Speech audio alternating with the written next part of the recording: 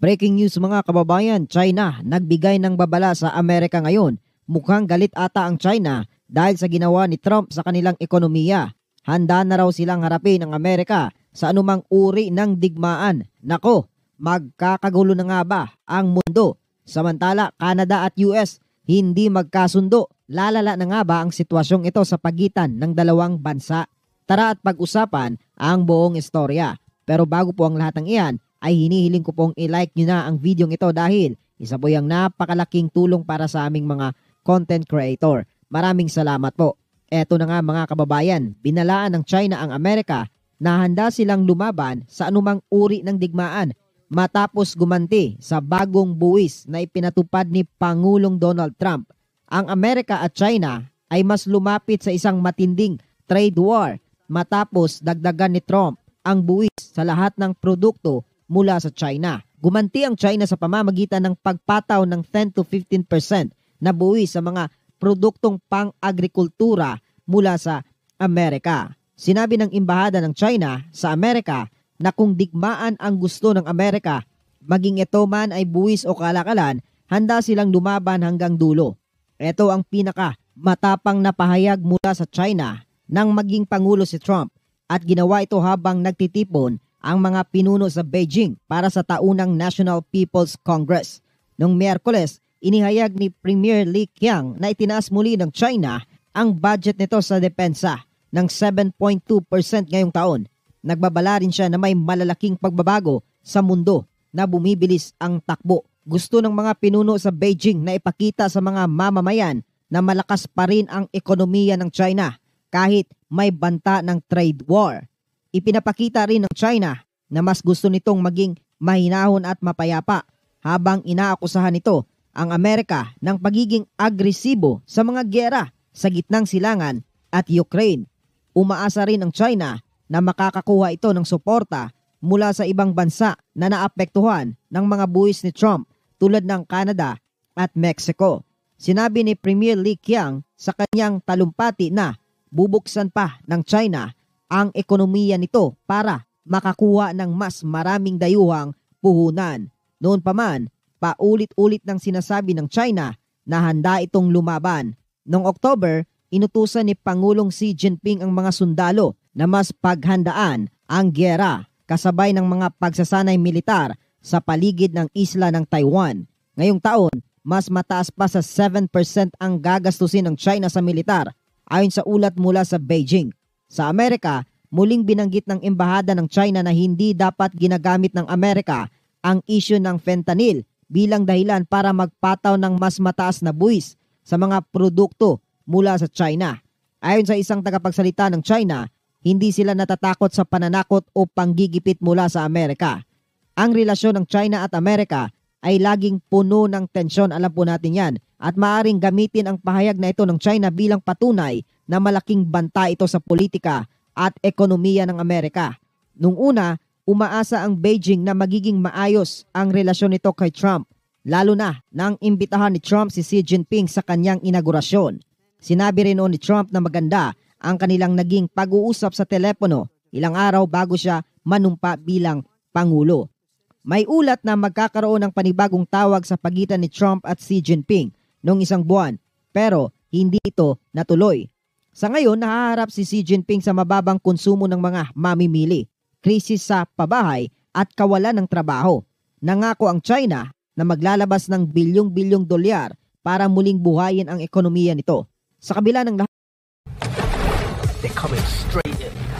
Trust me, I've got nothing. Lahat ang militar na budget ng China para muling buhayin. Nangako ang China na maglalabas ng bilyong-bilyong dolyar para muling buhayin ang ekonomiya nito. Sa kabila ng lahat, ang militar na budget ng China ay nasa 245 billion US dollars na mas maliit kumpara sa gastusin ng Amerika. 1.6% lang ang GDP ng China ang napupunta sa militar, mas mababa kaysa sa inilaan ng Amerika at Russia. Gayunpaman, ayon sa mga eksperto, maaaring hindi isinapubliko ng China ang totoong laki ng ginastos nito sa depensa. At ito pa nga po ang isang nagbabagang balita mga kababayan. Trump nagpatupad ng 25% na buwis sa Canada at Mexico. Ano nga ba ang epekto nito sa mga mamimili at sa atin? At syempre dahil dyan, nagalit po ang Canada. Ipinatupad nga ni Pangulong Donald Trump ng Estados Unidos ang 25% buwis sa mga produktong mula Canada at Mexico. Nagdulot ito ng pag-aalala sa mga mamimili at negosyo sa Canada.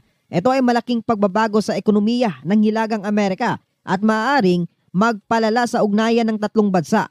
Dahil sa trade war, maaaring magbago ang presyo ng mga bilihin at kabuhayan ng maraming tao. Maraming eksperto ang nagsusuri kung paano maiiwasan ng mga taga-Canada ang matinding epekto ng buwis nito. Paano tumutugon ang mga mamimili sa trade war? Sa una, hinihintay ng mga mamimili ang listahan ng mga produktong tatamaan ng buwis bago sila magdesisyong kumilos. Kapag opisyal nang inanunsyo ang mga apektadong produkto, nagsisimulang bumili at mag-ipon ang mga mamimili bago pa tumaas ang presyo. May mga mamimili sa Canada na nag-iimbak na ng mga produkto na maaaring maging mahal o mahirap hanapin dahil sa buwis. Ang panic buying o takot na maubusan ng produkto ay maaaring humantong sa pagtaas ng presyo at kakulangan sa mga tindahan. Kawawa naman po dyan ang ating mga kababayang Pinoy.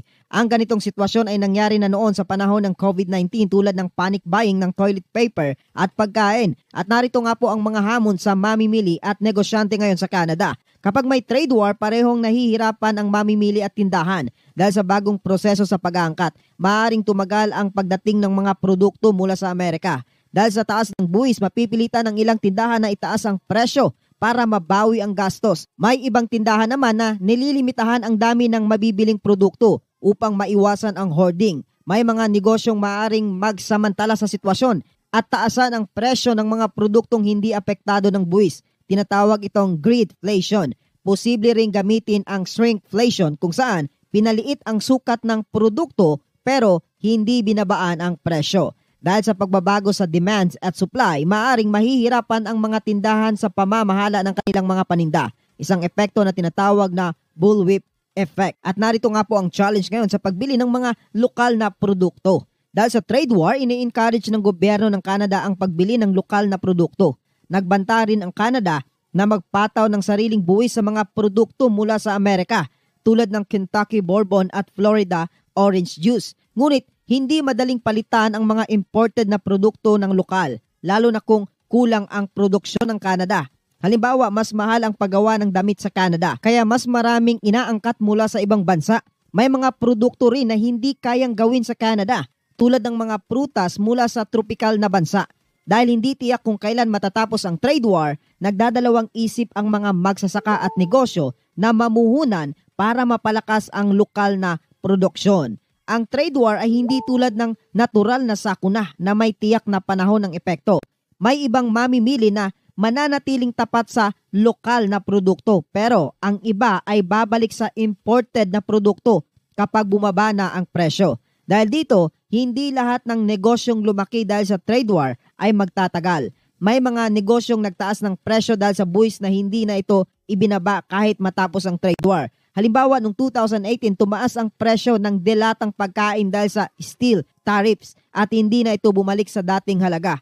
Dahil dito, posibleng manatili ang mas mataas na presyo ng bilihin kahit na natapos ang trade war. If you like this video, please follow, like, share, and let know your thoughts on the comments.